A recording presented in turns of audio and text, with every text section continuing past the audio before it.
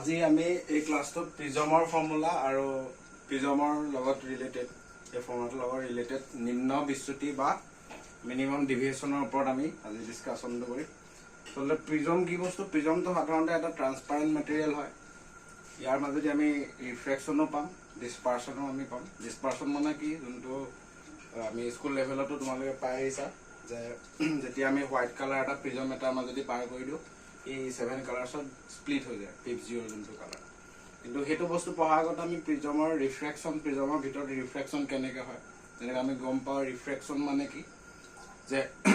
Light এটা মিডিয়ামৰ পৰা বেলেগ এটা মিডিয়ামলৈ যেতিয়া যাব সেই ফেনমেনাটোকে কোৱা হয় ৰিফ্ৰেকশ্যন, যদি আমি চিম্পলি কওঁ কথাটো। ঠিক তেনেকৈ প্ৰিজমতো তেনেকুৱা ধৰণৰ ৰিফ্ৰেকশ্যনে হয়। তাত খালি অকণমান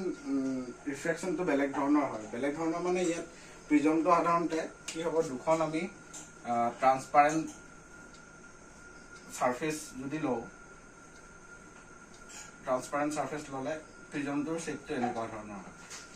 আৰু সেই ছাৰফেচ দুখন প্ৰায় এনেকৈ ইনক্লাইন হৈ থাকে, বেকা হৈ থাকে, আৰু এই এংগলটো ছাৰফেচ দুখনৰ মাজত, গ্লাছ ছাৰফেচ দুখনৰ মাজত যোনটো এংগল, এইটো কোৱা হয় angle of prism. Angle of prism বুলি কোৱা হয়। চিম্পল, দুখন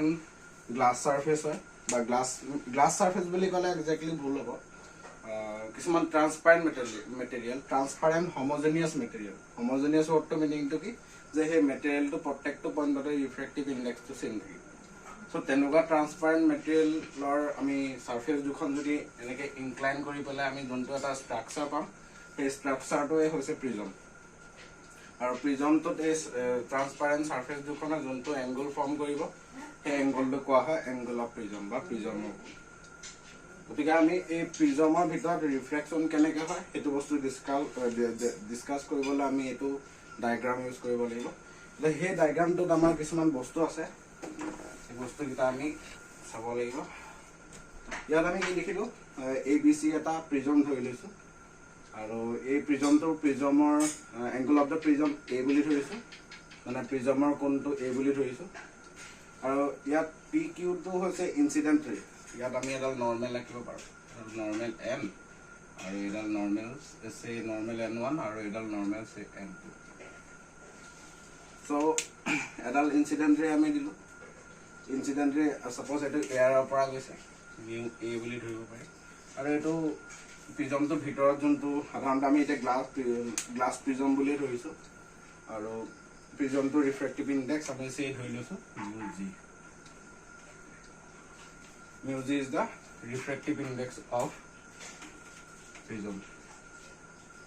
Mu A মানে refractive index of air. ইয়াত ইনচিডেণ্ট ৰেটো আহিলে, নৰ্মেল আঁকিলোঁ আমি, এই ছাৰফেচটোত এটা নৰ্মেল আঁকিলোঁ, যিহেতু ৰিফ্ৰেকশ্যনৰ কথা পাতি আছোঁ। চ' এই নৰ্মেলডালে ছাৰফেচৰ লগত 90 ডিগ্ৰী এংগল কৰিব। এই ইনচিডেণ্ট ৰেটোৱে নৰ্মেলডালৰ লগত যোনটো এংগল কৰিলে সেইটো এংগল অফ ইনচিডেঞ্চ। গ্লাছৰ মিডিয়ামৰ মাজেদি গুচি যাব, যিহেতু ৰেয়াৰ মিডিয়ামৰ পৰা ডেন্সাৰ মিডিয়ামলৈ গৈছে, নৰ্মেলডালৰ ওচৰলৈ গুচি আহিব। ছাপ'জ এইটো R1টো হৈছে এংগল অফ ৰিফ্ৰেকশ্যন। এই ৰেডাল গৈ পেলাই যেতিয়া এইটো ছাৰফেচত পৰিব, এই ছেকেণ্ড ছাৰফেচটোৰ কাৰণে, তাৰমানে AC ছাৰফেচটোৰ কাৰণে এই যোনডাল ৰে, এই ৰেডাল হ'ব ইনচিডেণ্ট ৰে। তাৰমানে অৰিজিনেলি ইনচিডেণ্ট ৰে এইটো যেনিবা আমাৰ চ'ৰ্চ এটা আছে, চ'ৰ্চৰ পৰা লাইটটো গৈছে, ইনচিডেণ্ট ৰেটো ফাৰ্ষ্ট ছাৰফেচত পৰিলে AB ছাৰফেচত। This is the incident ray, refract হৈ পেলাই গুচি গ'ল। তাৰমানে QS is the refracted ray for this first surface, AB ছাৰফেচটোৰ কাৰণে। আকৌ এই ৰেডাল গৈ পেলাই এই AC ছাৰফেচটোত পৰিবগৈ, তাৰমানে this QS ray also' will be the incident ray for this second surface. Second যোনখন পৃষ্ঠ, ছেকেণ্ড যোনখন ছাৰফেচ, সেই ছাৰফেচখনৰ কাৰণে QSটো হ'ব ইনচিডেণ্ট ৰে। আৰু এতিয়া এই ৰেডাল গ্লাছৰ পৰা গৈছে আৰু এয়াৰলৈ ওলাই গৈছে, তাৰমানে ডেন্সাৰ মিডিয়ামৰ পৰা ৰেয়াৰ মিডিয়ামলৈ গৈছে। চ' ডেন্সাৰৰ পৰা ৰেয়াৰলৈ যাওঁতে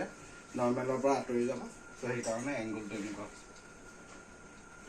এই ওলাই যোৱা ৰেডাল যিহেতু প্ৰিজমটোৰ পৰা ওলাই গ'ল ৰেটো, তেতিয়া আমি তাক কি ক'ম, এই ওলাই যোৱা ৰেডালক ইমাৰ্জেণ্ট ৰে, আৰু অসমীয়াত ইয়াক কোৱা হয়, ইয়াত অসমীয়াত নাম কোৱা হয় নিৰ্গত ৰশ্মি। নিৰ্গত ৰশ্মি বুলি ক'ব। আৰু এইটো ইনচিডেণ্ট ৰে মানে আপতিত ৰশ্মি। গতিকে আমি ইয়াত ডেৰাইভেশ্যন কিছুমান চাব লাগিব। ডেৰাইভেশ্যনবিলাক কেনেকুৱা ধৰণৰ যে ফাৰ্ষ্ট আমি এই যোনটো ডেল্টা ডেল্টাটো কি হয় ডেল্টাটো কোৱা হয় এংগল অফ ডেভিয়েশ্যন যোনটো ডেল্টাক কোৱা হয় এংগল অফ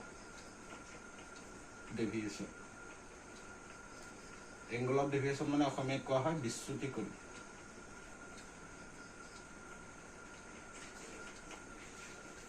বিচ্যুতি কোণ বা এংগল অফ ডেভিয়েশ্যন মানে মিনিংটো কি যে আমি যদি চাওঁ যে দেখিলোঁ যে ফিগাৰটোত আমাৰ ইনচিডেণ্ট ৰেটো এনেকৈ গ'ল এনেকৈ গুচি আহিলে এনেকৈ গ'ল ৰিফ্ৰেকশ্যন হ'ল আকৌ ওলাই গুচি আহিলে কিন্তু একচুৱেলি যদি চাওঁ এইটো কিহৰ কাৰণে হ'ল ডিউ টু ৰিফ্ৰেকশ্যন যদি আমি ছাপ'জ চাওঁ যে একচুৱেলি ইনচিডেণ্ট ৰেডালৰ পাথটো এইটো কিন্তু এনেকৈ চিধা নগৈ পেলাই সি এনেকৈ ৰিফ্ৰেক্ট হৈ এনেকৈ ওলাই গুচি আহিলে আকৌ যদি আমি এইটো ছাইডৰ পৰা চাওঁ ছাপ'জ আমি ইমাৰ্জেণ্ট ৰেডাল আমি এতিয়া যদি ইনচিডেণ্ট ৰে বুলি ধৰোঁ তেতিয়া ইয়াৰ পৰা ৰেটো গ'ল একজেক্টলি এইটো ডাইৰেকশ্যনত যাব লাগিছিলে কিন্তু এনেকৈ গৈ পেলাই এনেকৈ গুচি যায় তাৰমানে আমি ইনচিডেণ্ট ৰেটো এইটো ইনচিডেণ্ট ৰে এইটো ইমাৰ্জেণ্ট ৰে কেতিয়াবা আমি উল্টাকৈ যদি চাওঁ ইমাৰ্জেণ্ট ৰেটো আমি ইনচিডেণ্ট ৰে হিচাপে ধৰিব পাৰোঁ যদি আমি ইয়াৰ পৰা চাওঁ আমি যদি ধৰি লওঁ যে এইটো ছাইডৰ পৰা ৰে সোমাইছে দিছ ৰে উইল বি দা কি incident ray for this purpose তাৰমানে এইটো ছাইডৰ পৰা যদি আমি চাওঁ এইটো ছাইডৰ পৰা চালে ইপিনৰ পৰা ৰে সোমাই গৈছে তাৰমানে এইডাল হ'ব ইনচিডেণ্ট ৰে আৰু এইডাল হ'ব ইমাৰ্জেণ্ট ৰে যদি এইটো ছাইডৰ পৰা চাওঁ যে আমি যদি ধৰি লওঁ যে এইটো ছাইডৰ পৰা ৰেটো সোমাই গৈছে চ' এইডাল হ'ব ইনচিডেণ্ট ৰে এইপিনে ওলাই গ'লে ইমাৰ্জেণ্ট ৰে মানে আমাৰ কেলকুলেশ্যন বা অবজাৰ্ভেশ্যনৰ কাৰণে আমি ইনচিডেণ্ট ৰেডাল ইমাৰ্জেণ্ট ৰে বুলি ধৰিব পাৰোঁ ইমাৰ্জেণ্ট ৰেডাল ইনচিডেণ্ট ৰে বুলি ধৰিব পাৰোঁ খালি চাব লাগিব যে ৰেডাল কোনডাল ৰে সোমাইছে যোনডাল ৰে তোমাৰ প্ৰিজনটোত সোমাব সেইডাল ৰেক আমি ইনচিডেণ্ট ৰে বুলি ধৰিব পাৰোঁ আৰু ওলাই যোৱাৰ তাৰ নেক্সট যোনটো ওলাই যাব সেইডালক আমি ইমাৰ্জেণ্ট ৰে বুলি ক'ব পাৰোঁ এতিয়া কথাটো কি হ'ল এই যোনটো ইনচিডেণ্ট ৰে আমাৰ ইনচিডেণ্ট ৰেডালৰ অৰিজিনেল পাথটো হৈছে চিধা কিন্তু চিধা নগৈ পেলাই এনেকৈ বেণ্ড হৈ পেলাই ওলাই গুচি গ'ল ঠিক তেনেকৈ ইমাৰ্জেণ্ট ৰেডালৰ পাথটো এনেকুৱা চিধা হয় কিন্তু কি হয় বেণ্ড হৈ পেলাই ওলাই আহিছে চ' আমি কি কৰিলোঁ এই ইনচিডেণ্ট ৰেডাল আৰু ইমাৰ্জেণ্ট ৰেডাল কিমান ডেভিয়েট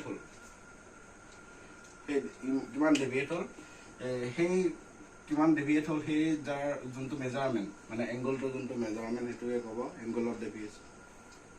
ইনচিডেণ্ট ৰেটো একচুৱেলি এইটো ডাইৰেকশ্যনত যাব লাগে কিন্তু ডিউ টু ৰিফ্ৰেকশ্যন এইটো এনেকৈ গুচি আহিলে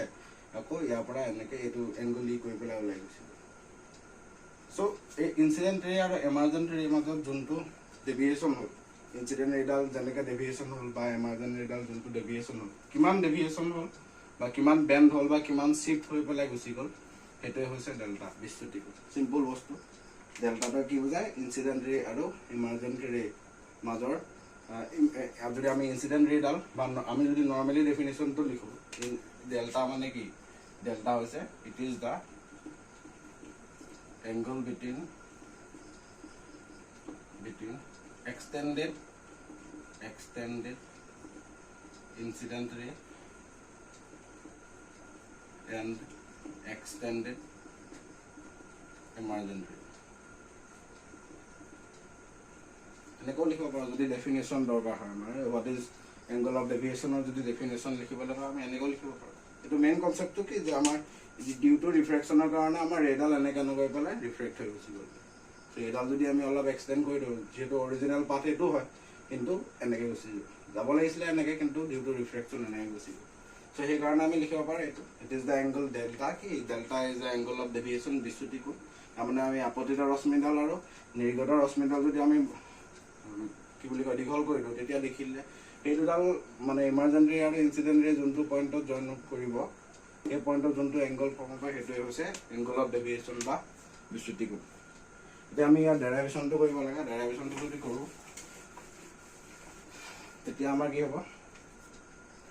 এইটো হৈছে angle I angle of incidence চ' এইটো যদি এংগল অফ ইনচিডেঞ্চ হয় এইটো এংগল অফ ইনচিডেঞ্চ হ'ব সৰি এংগল অফ ইনচিডেঞ্চ মানে এইটো আই যদি হয় এই এংগলটো আই হ'ব ভাৰ্টিকেলি অপজিট এংগল চ' এইটো আই হ'লে এই এংগলটো R1 হ'লে এই এংগলটো I minus R1 হ'ব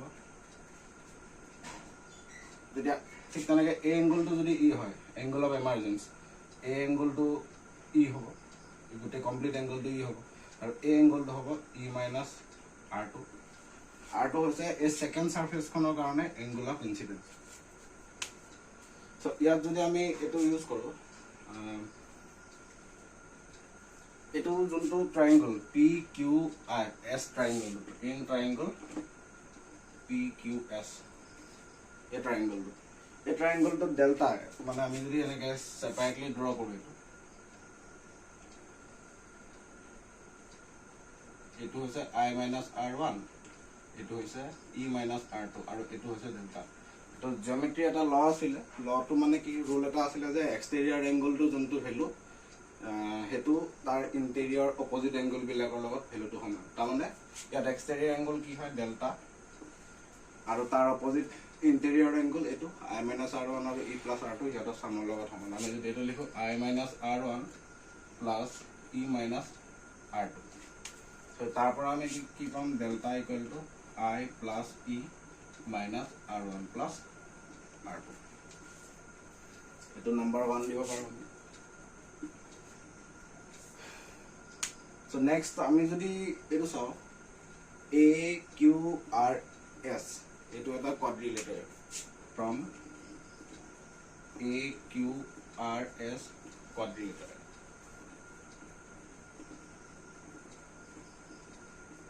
AQRS কোয়াড্ৰিলেটাৰৰ পৰা আমি কি পাম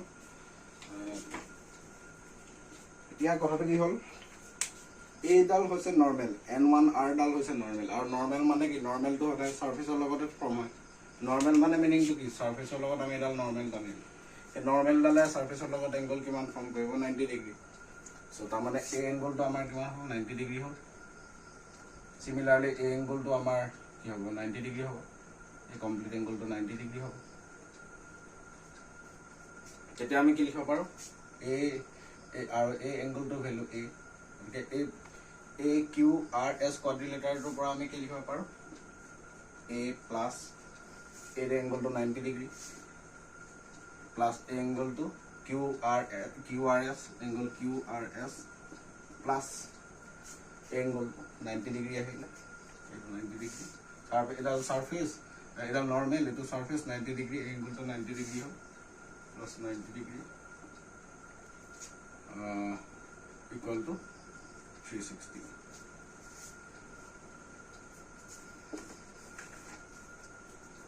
এতিয়া আমি এই ট্রায়াঙ্গলটো যদি চাও QRS ট্রায়াঙ্গল QRS এই ট্রায়াঙ্গলটো চাও তেতিয়া আমি এংগল সাম প্ৰপাৰ্টিটো ইউজ কৰিব পাৰো এংগল সাম প্ৰপাৰ্টি ইউজ কৰিলে এতিয়া R1 + R2 + QRS R1 plus R2 plus QRS equal to 180 degree মানে এই QRS ট্রায়াঙ্গলটো আমি কি লিখিলো R1 plus R2 plus QRS equal to 180 degree তারপর আমাৰ সিম্পল QRS আহিলে 180 degree minus R1 plus R2 তাৰমানে ইয়াত আমি QRS ৰ ভ্যালু ইয়াত যদি পুট কৰি দিও তেতিয়া আমি কি পাম A plus 90 90 plus 90 to আমি simple 180 লিখিব পাৰো plus QRS ৰ value 180 minus R1 plus R2 equal to 360 degree 180 plus 180 360 হল 360 এখানে 360 ক্যান্সেল আউট হৈ গল এইবিলা মানে A minus R1 plus R2 equal to 0 that means you can write A equal to R1 plus R2 हमने हमें ए R1 plus R2 value যদি equation 1 ত put কৰি দিও equation 1 ত put কৰি দিলে আমি পাম delta equal to I plus E minus A এটো হৈছে এটা ৰিলেশন এই ৰিলেশনটো কাৰ delta angle of deviation I incident angle of incidence emergence angle আৰু এটো হৈছে এংগল অফ প্ৰিজম আৰু এংগল অফ প্ৰিজমৰ ভ্যালুটো বেলেগ বেলেগ হ'ব পাৰে that will depend on the direction of incident ray to ko pra ahise hetu upor depend koribo tar upor base koi pele amar prism or angle beleg hobo yar kichuman problem ase porikhat pray oha dekha jay goti ame derivation to ki likhilo the incident ray to gol ahile angle of incidence I first surface khonor karone etu incident ray refraction hoi pele AQS ray dal first surface khonor karone refracted ray second surface khonor karone incident ray etu emergent ray তাৰ পৰা আমাৰ এইটো R1 R2 আহিলে আৰু ডেল্টাটো কি ডেল্টাটো হৈছে আমাৰ incident ৰেডাল আৰু ইমাৰ্জেণ্ট ৰেডাল যদি আমি অলপ এক্সটেণ্ড কৰি দিওঁ এক্সটেণ্ড কৰাৰ লগে লগে যোনটো পইণ্টত দুটা ইণ্টাৰচেক্ট কৰিব বা জইন হ'ব সেই জইন হোৱা পইণ্টত যোনটো এংগল ফৰ্ম হ'ব সেইটোৱে বুজাব এংগল অফ ডেভিয়েশ্যন আৰু এংগল অফ ডেভিয়েশ্যনে একচুৱেলি ইনচিডেণ্ট ৰেডাল আৰু ইমাৰ্জেণ্ট ৰেডাল একচুৱেল পাথৰ পৰা কিমান ডেভিয়েট হয় সেইটোকে বুজাব গতিকে ইয়াৰ ওপৰত বেছ কৰি পেলাই এটা প্ৰব্লেম আমি কৰিব লাগিব গতিকে আমাৰ এই যোনটো আমি ফৰ্মুলা অলৰেডি উলিয়ালোঁ delta equal to I plus E minus A তাৰে এটা প্ৰব্লেম কৰিম সেই প্ৰব্লেমটো কেনেকৈ কৰিম চাই লওঁ আৰু দুটামান তোমালোকক হোমৱৰ্ক দিম তোমালোকে চাই ল'বা কেনেকৈ কৰিব লাগে প্ৰচেছটো এনেকুৱা ধৰণৰ চ' ইয়াত দি আছে কুৱেশ্যনটো কি for an equilateral prism equilateral মানে ইয়াৰ গোটেইকেইটা চাইড সমান লগতে এংগলবিলাক 60 ডিগ্ৰী তাৰমানে ইয়াত আমাৰ ডেফিনেটলি ওলাই আছে angle of the prism is 60 degree এতিয়া ৰেটো এইপিনে সোমাইছে কাৰণে আমাৰ angle of incidence angle of the prism এইটো হ'ব যদি ৰেটো এইপিনে সোমায় তেতিয়া এংগল অফ দ্য প্ৰিজম এইটো ডিপেণ্ড কৰিব সেইকাৰণে এংগল অফ প্ৰিজমটো অকল এইটোৱে যে ল'ব লাগিব এইটো নহয় ডিপেণ্ড কৰিব ৰেটো কোনপিনে সোমাইছে চ' এইপিনে ৰেটো এইপিনে সোমাইছে চ' এংগল অফ ইনচিডেঞ্চ আমি ইয়াত ল'ম এইপিনে যদি ৰেটো সোমায় এংগল অফ ইনচিডেঞ্চ এইপিনে ল'ব তেনেকুৱা কথাটো চ' আমি কি কৈছোঁ এটা ইকুইলেটাৰেল প্ৰিজম ল'লোঁ আৰু সেই প্ৰিজমটোৰ ৰিফ্ৰেক্টিভ ইণ্ডেক্স মেটেৰিয়েলটোৰ ৰিফ্ৰেক্টিভ ইণ্ডেক্স √/3 এইটো কিতাপতে আছে প্ৰব্লেমবিলাক চাই ল'ব পাৰিবা √/3 এই মেটেৰিয়েল মানে যোনটো প্ৰিজম বনোৱা আছে সেই প্ৰিজমটোৰ ৰিফ্ৰেক্টিভ ইণ্ডেক্স √/3 আৰু এংগল অফ ইনচিডেঞ্চটো 60 ডিগ্ৰী এতিয়া উলিয়াব গৈছে কি ফাইণ্ড এংগল ই মানে এমাৰ্জেঞ্চ এংগল যোনটো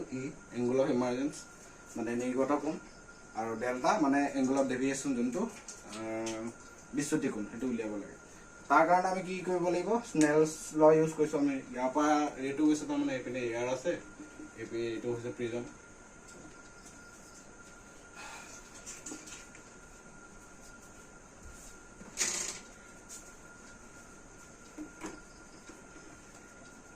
চ' কি কৰিলোঁ ইয়াত এংগল অফ ইনচিডেঞ্চ আমাৰ স্নেলছ ল কি আছিলে sin I বাই sin এইটো এনেকৈ গ'ল ছাপ'জ ধৰি লৈছোঁ এইটো এনেকৈ গৈছে এইটো R1 বুলি ধৰিছিলোঁ আমি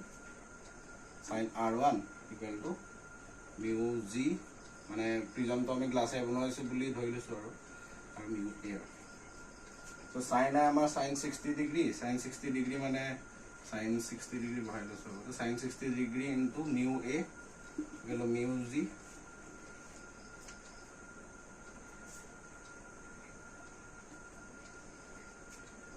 sin R1 sin 60 degree √3/2 refractive index of air 1 হয়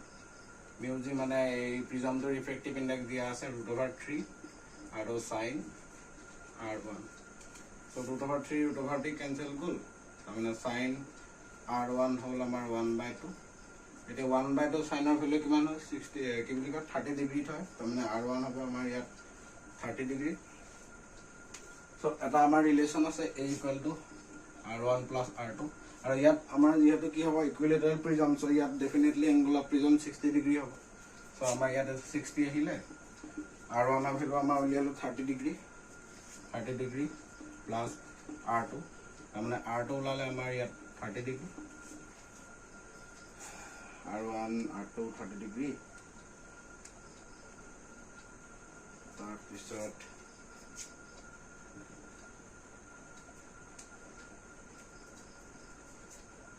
equal to A equal to R1 plus R2 equal to 30 degree আকৌ এটা সেকেন্ড সারফেসটো কাৰণে ইয়াত যদি আমি এটা নৰমাল জানো এই এংগলটো R2 হ'ব আৰু এটো এংগল অফ ইমাৰ্জেন্সি তো সেকেন্ড সাৰফেসটো কাৰণে আমি যদি স্নেলছ ল ইউজ কৰো sin ইয়াত ফাৰ্স্ট সাৰফেসটো কাৰণে angle of incidence sin I মানে 60 আছিল এই সেকেন্ড সারফেসটো কাৰণে এংগল অফ ইনসিডেন্স এতিয়া এটো হ'ব R2 টো হ'ব তাৰ মানে sin 30 degree by eto refracted angle by emergence angle sin E equal to cobra gole goise eto glass opera prism hole goise ta mane yat kibika prism opera air le goise so mu A by mu G ahibo tarpisot sin 30 degree mane amar 1/2 ahile by sin E equal to mu 1 mu G mane amar √/3 আমরা sin E হবো আমার √/2 so so ইয়াৰ পৰা root অভাৰটো মানে 60 degree আমাৰ ই আহিলে 60 degree মানে angle of ইনচিডেন্সৰ value 60 আমাক দিয়া আছে আৰু এংগল অফ ইমাৰ্জেন্স পালো আমি 60 ডিগ্ৰী এটা ডেল্টা ভ্যালু কিমান হবে ইয়াৰ পৰা যদি আমি ডেল্টা ভ্যালু লওঁ delta equal to i plus e minus a so delta equal to i আমাৰ 60 ডিগ্ৰী পালো প্লাস e মানে 60 degree angle of emergency 60 degree আৰু angle of the prism 60 degree so এটো কৰিলে আমাৰ ডেল্টা ওলালে 60 degree এনেকৈ কৰিব লাগিব দুইখন সাৰফেসতে আমি ৰিফ্লেকশনৰ কেছটো ধৰি লৈছো এনেকুৱা প্ৰবলেম তোমালোকক দিয়া হ'ব ইয়াৰ পিছত আমি এটা নতুন কেছ চাব লাগিব যে প্ৰিজমটোৰ এই যোনটো ডেল্টা angle of deviation বুলি কয় হেতু কি ফেক্টৰৰ ওপৰত ডিপেন্ড কৰে আমি চাই লম এতিয়া আমি যেটো angle of deviation কথা গম পালো এই angle of deviation কিছুমান ফেক্টৰৰ ওপৰত ডিপেন্ড কৰে এইটা আমি চাইলো ফাৰ্স্ট টু হৈছে refractive index of the prism তাৰমানে আমি যোনটো প্ৰিজম লম সেই প্ৰিজমটো ক্ৰাউন গ্লাছৰ হ'ব পাৰে ফ্লিম গ্লাছৰ হ'ব পাৰে গতিকে প্ৰিজমটো ৰিফ্ৰেক্টিভ ইনডেক্সটো ভেৰি কৰিব পাৰে চেঞ্জ হৈ থাকিব পাৰে সো তাৰ ওপৰতো ডিপেন্ড কৰিব আৰু ৰিফ্ৰেক্টিভ ইনডেক্সটো কি বুজায় এক প্ৰকাৰ আমাৰ অপটিকেল ডেনসিটিয়ে বুজায় যোনটো মেটেৰিয়েলৰ ৰিফ্ৰেক্টিভ ইনডেক্স বেছি সেই medium to refracted edal normal or basic or deviation to man shifting to basic or normal or ekane as for example in a normally glass or water water cinta koro the glass of refracted edal or deviation to towards the normal basic so kotha to yato tenuka prism to material jontu thaibo he material to jodi refractive index to value change hoye thake tat ami jon bila angle of incident angle of refraction deviation ebilak bostu change hoy dibo delta to ultimately এই formula তো যদি আমি চাও delta equal to i plus e minus a এই formula তো যদি আমি reflective index change কৰো obviously e এবিলাক চেঞ্জ হ'ব e চেঞ্জ হোৱাৰ লগে লগে delta চেঞ্জ হ'ব ইয়াৰ ভিতৰত রিফ্লেক্ট এবিলাক সব চেঞ্জ হ'ব angle of refraction চেঞ্জ হ'ব angle of incidence চেঞ্জ হ'ব সো এই কাৰণে ফাৰ্স্ট ফেক্টৰ তো এটো ডিপেন্ড কৰিব প্ৰিজম তো ৰিফ্লেকটিভ ইনডেক্সৰ সো প্ৰিজম তো থকা মেটেৰিয়েল তো ৰিফ্লেকটিভ ইনডেক্সৰ ভ্যালু কিবা The second is angle of prism. Angle of prism মানে a value to. এটা এক্সপেৰিমেন্টেল এইবিলাক তোমালোকৰ প্ৰ্যাকটিক্যালও আছে প্ৰ্যাকটিক্যালটো পাবা যে আমি এক্সপেৰিমেন্ট কৰিলে গম পোৱা যাব যে angle of prism ৰ ভ্যালু যদি আমি বঢ়াই গৈ থাকো তেতিয়া তোমাৰ ডেল্টা ভ্যালু বাঢ়ি বাঢ়ি গৈ থাকিব ডেল্টা মানে angle of deviation ৰ ভ্যালু বাঢ়ি বাঢ়ি এটা এক্সপেৰিমেন্টেল ভ্যালু না এইবিলাক সব এক্সপেৰিমেন্টেলি কৰা হৈছে কৰি পেলাই আমি এইবিলাক অবজাৰভেচন পোৱা গৈছে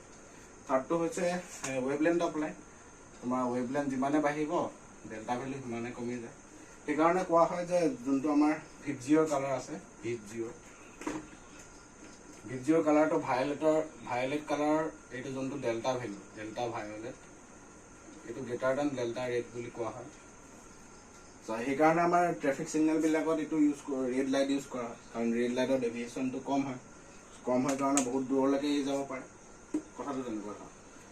আৰু ইয়াত আমি কি হয় ৰেডৰ তোমাৰ ওয়েভলেন্থটো বেছি কাৰণে angle of deviation টো কম হয়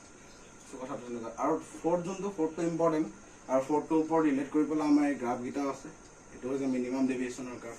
তাৰমানে আমাৰ কি হয় আমি যদি চাও তোমালোকে গ্ৰাফ এটা এক্সপেৰিমেন্ট আছে প্ৰিজমৰ মিনিমাম ডেভিয়েশন উলিয়াই পেলাই এই প্ৰিজমটো ৰিফ্ৰেক্টিভ ইনডেক্স উলিয়াব লাগে এনেকুৱা এটা এক্সপেৰিমেন্ট আছে তোমালোকৰ তাত আমি কি দেখিম যে angle of incidence of value যেতিয়া আমি এই গ্ৰাফটোত যদি চাও এই গ্ৰাফটোত কি হয় আমি angle of incidence of value যদি বহাই গৈ থাকো তেতিয়া angle of deviation of value কমি আহিব কমি এটা টাইমত কি হ'ব এই পাৰ্টিকুলাৰ angle of incidence ৰ কাৰণে এই angle of deviation টো মিনিমাম হয় ঠিক আছে খালি angle of যোনটো পাৰ্টিকুলাৰ মানে কি হয় মিনিমাম ডেভিয়েশন মানে কি বুলি কয় angle of deviation ৰ ভ্যালু যোনটো মিনিমাম ভ্যালু পাম এই মিনিমাম ভ্যালু অকল এটা পাৰ্টিকুলাৰ angle of incidence ৰ কাৰণে হ'ব ঠিক আছে তাৰমানে আমি কি কৰো যে angle of incidence of value যদি আমি কন্টিনিউয়াসলি বহাই গৈ থাকো তেতিয়া angle of deviation of value টো লাহে লাহে কমি হোৱাৰ লগে লগে এটা পাৰ্টিকুলাৰ angle of incidence ৰ কাৰণে আমি কি পাম এই ইয়াৰ ভ্যালুটো মানে angle of deviation of value টো মিনিমাম পাম আকৌ যদি আমি কি কৰো angle of incidence of value যদি আৰু বহাই দিলে এতিয়া কি হ'ব মিনিমাম নহয় বাঢ়ি গৈ থাকিব এনেকুৱা ধৰণৰ angle of incidence ৰ লগত মানে ডেল্টাৰ যোনটো ভেৰিয়েচন মানে angle of deviation ৰ যোনটো ভেৰিয়েচন এই ভেৰিয়েচনটো এনেকুৱা ধৰণৰ আৰু যোনটো পাৰ্টিকুলাৰ angle of incidence ৰ কাৰণে এটো কি বুলি কয় ডেল্টাৰ ভ্যালুটো যোনটো মিনিমাম হয় মানে কি বুলি কয় বিচ্যুতি কোণৰ ভ্যালু সৰ্বনিম্ন হয় এই কন্ডিশনটো কোৱা হয় নিম্ন বিচ্যুতি অৱস্থা মিনিমাম ডেভিয়েশন কন্ডিশন আৰু মিনিমাম ডেভিয়েশ্যন কণ্ডিশ্যনত কি হয় মিনিমাম ডেভিয়েশ্যনৰ কণ্ডিশ্যনত তোমাৰ I ইকুৱেল টু ই হয় এংগল অফ ইনচিডেন্সৰ ভেলু আৰু এংগল অফ এমাৰ্জেন্সৰ ভেলু প্ৰায় চেম থাকে মানে মিনিমাম ডেভিয়েশ্যন হয় তাৰমানে এংগল অফ ইনচিডেন্স আমি কি আছিলে ডেল্টা কি আছিলে ডেল্টাটো আছিলে যে এংগল অফ ইনচিডেন্সৰ পৰা এংগল অফ ইনচিডেন্সৰ ভেলু কিমান সৰি ইনচিডেন্ট ৰেডালৰ পৰা ইমাৰ্জেন্ট ৰেডাল কিমান ডেভিয়েশ্যন হ'ল সেইটো আছিলে ডেল্টা সেইকাৰণে আমি কি কৰোঁ ইনচিডেন্ট ৰেডাল অলপ এক্সটেণ্ড কৰি দিওঁ ইমাৰ্জেন্ট ৰেডাল অলপ এক্সটেণ্ড কৰি দিওঁ দুটাই য'ত ইণ্টাৰচেক্ট কৰিব সেইটো পইণ্টতে আমি কি পাম ডেভিয়েশ্যন এংগল অফ ডেভিয়েশ্যনটো পাম সো আমি কি দেখিলোঁ যে এংগল অফ ডেভিয়েশ্যনটো কি বস্তু এংগল অফ ডেভিয়েশ্যনটো হৈছে যে ইনচিডেন্ট ৰেডালৰ পৰা ইমাৰ্জেন্ট ৰেডাল কিমান শিফ্ট হৈ গৈছে সো সেইকাৰণে আমি ইনচিডেন্ট ৰেডাল অলপ বঢ়াই দিওঁ ইমাৰ্জেন্ট ৰেডাল অলপ বঢ়াই দিওঁ যোন দুটা সেই দুডালে যোনটো পইণ্টত ইণ্টাৰচেক্ট কৰিব সেই পইণ্টটো যোনটো এংগল ফৰ্ম হ'ব সেই এংগলটো হৈছে এংগল অফ ডেভিয়েশ্যন আৰু যেতিয়া মিনিমাম ডেভিয়েশ্যন হ'ব মানে ডেল্টা ভেলুটো প্ৰায় নিয়াৰলি ইকুৱেল টু 0 হ'ব মিনিমাম ডেভিয়েশ্যন কণ্ডিশ্যনত ডেল্টা নিয়াৰলি ইকুৱেল টু 0 হ'ব 0 কেতিয়া হ'ব মানে যেতিয়া মিনিমাম অৱস্থা পাব ডেল্টা ভেলুটো নিয়াৰলি 0 হ'ব সাপোজ আমি ধৰি লৈছোঁ নিয়াৰলি 0 টো নহয় ডেল্টা ভেলুটো মিনিমাম হ'ব সাপোজ সেই অৱস্থাত তোমাৰ ইনচিডেন্ট ৰেটটো আৰু এমাৰ্জেন্ট ৰেটটো প্ৰায় পেৰেলেল হ'ব সো সেইকাৰণে আমি এংগল অফ ইনচিডেন্সটো আৰু এংগল অফ এমাৰ্জেন্সৰ ভেলুটো সেই সময়ত প্ৰায় সমান হ'ব তো সেই ক্ষেত্ৰত আকৌ R1 ইকুৱেল টু R2 হ'ব ফাৰ্ষ্ট সাৰফেচখনৰ যোনটো এংগল অফ ৰিফ্লেকশ্যন ছেকেণ্ড সাৰফেচখনৰ এংগল অফ ইনচিডেন্সৰ ভেলু লগত সমান হ'ব আগৰ তোমালোকে ডায়াগ্ৰামটোৰ লগত কম্পেয়াৰ কৰিব কথাখিনি R1 টো কি আছিলে ফাৰ্ষ্ট সাৰফেচখনৰ কাৰণে এংগল অফ ৰিফ্লেকশ্যন R2 টো আছিলে ছেকেণ্ড সাৰফেচখনৰ কাৰণে এংগল অফ ইনচিডেন্স এইটো তাৰ ভেলু সমান হ'ব সো তেতিয়া আমি কি পাম এইটো সে মই R বুলি ধৰি লৈছোঁ সো আমাৰ এই ৰিলেশ্যনটো মতে R1 প্লাছ R2 আছিলে সো আমি কি লিখিব পাৰোঁ A equal to R plus R equal to 2R. So यहाँ पर R আহিলে A by 2 আহিলে তাৰপিছত আমাৰ এই ৰিলেশ্যনটো delta equal to I plus E minus A এই ৰিলেশ্যনটো আমাৰ delta equal to I equal to E হয় so I plus I মানে I plus I minus A delta equal to 2I minus A so এটা delta আমি delta বুলি লিখিব নোৱাৰো এটা আমি লিখিম ডেল্টা m মানে মিনিমাম ডেভিয়েশ্যন পজিশন মিনিমাম ডেভিয়েশ্যনত I ইকুৱেল টু E হয় সো ডেল্টা m লিখিম সো ইয়াৰ পৰা I আহিব আমাৰ A plus delta m by 2 এতিয়া আমি স্নেলছ ল ইউজ কৰিব লাগিব মিউ প্ৰিজম মানে আমি প্ৰিজমটো যদি ৰিফ্ৰেক্টিভ ইনডেক্স উলিয়াবলগীয়া হয় এনেকৈ উলিয়াব পাৰিম সো এইটো যদি ইউজ কৰোঁ তেতিয়াহ'লে স্নেলছ ল ইউজ কৰিলে mu equal to sin I by sin I so sin I value আমাৰ এটো sin A plus delta m by 2 sin A by 2 so এইটো হৈছে ওৱান অফ দা ফৰ্মুলা এই ফৰ্মুলাটো ইউজ কৰি পেলাই আমি এই যোনটো প্ৰিজম ইউজ কৰিম সেই প্ৰিজমটো ৰিফ্ৰেক্টিভ ইনডেক্সটো উলিয়াব পাৰোঁ এইকেইটা হৈছিলে ফেক্টৰ কেইটা এই যোনটো ফৰ্থ পইণ্টটো ইম্পৰ্টেণ্ট ফৰ্থ পইণ্টটো আমি কি ক'লো যে এংগল অফ ইনচিডেন্সৰ ভেলু যিমানে আমি বঢ়াই গৈ থাকো প্ৰথম অৱস্থাত ডেল্টাটো কমি পেলাই এটা টাইমত মিনিমাম হ'ব আকৌ যদি এংগল অফ ইনচিডেন্সৰ ভেলু আমি বঢ়াই দিওঁ ডেল্টা ভেলু বাঢ়ি গৈ থাকে এই মিনিমাম ডেভিয়েশ্যন কেলে হয় যে মিনিমাম ডেভিয়েশ্যন কণ্ডিশ্যনত কেলে কি হ'ব যে মিনিমাম ডেভিয়েশ্যনৰ কণ্ডিশ্যনত তোমাৰ এংগল অফ ইনচিডেন্সৰ ভেলু আৰু এংগল অফ এমাৰ্জেন্সৰ ভেলু সমান হয় প্ৰায় সমান হয় আৰু সমান হ'লে কি হ'ব যে সমান হ'লে এংগল ইনচিডেন্ট ৰে আৰু এমাৰ্জেন্ট ৰে মাজত যোনটো ডেভিয়েশ্যন সেই ডেভিয়েশ্যনটো মিনিমাম হয় প্ৰায় পেৰেলেল বুলি আমি ধৰিব পাৰোঁ পেৰেলেল হ'লে এংগল কেইটাও সেম হ'ব ইনচিডেন্ট ৰেডালে নৰ্মেলৰ লগত যোনটো এংগল ফৰ্ম কৰিব এমাৰ্জেন্ট ৰেডালে নৰ্মেলৰ লগত যোনটো এংগল ফৰ্ম কৰিব প্ৰায় সেম হ'ব তো সেইকাৰণে I ইকুৱেল টু লিখিব পাৰোঁ আৰু ফাৰ্ষ্ট সাৰফেচখনৰ যোনটো এংগল অফ ৰিফ্ৰেকশ্যন ছেকেণ্ড সাৰফেচখনৰ যোনটো এংগল অফ ইনচিডেন্ট এইটো সমান হ'ব আৰু প্ৰায় আমি ইয়াৰ পৰা এই ফৰ্মুলাটো ইউজ কৰিব পাৰিম তো এইখিনি আছিলে আমি প্ৰিজমৰ ফৰ্মুলাটো ডেৰাইভ কৰিলোঁ তাৰ ৰিলেটেড এটা প্ৰব্লেম কৰিলোঁ তাৰপিছত কি ফেক্টৰে ডিপেণ্ড কৰে আৰু এংগল অফ ইনচিডেন্সৰ লগত ডেল্টাৰ ভেৰিয়েশ্যন কেনেকুৱা গতিকে ইয়াৰ আৰু কিছুমান হোমৱৰ্ক দিয়া হ'ব সেই হোমৱৰ্কবিলাক কৰিব ট্ৰাই কৰিব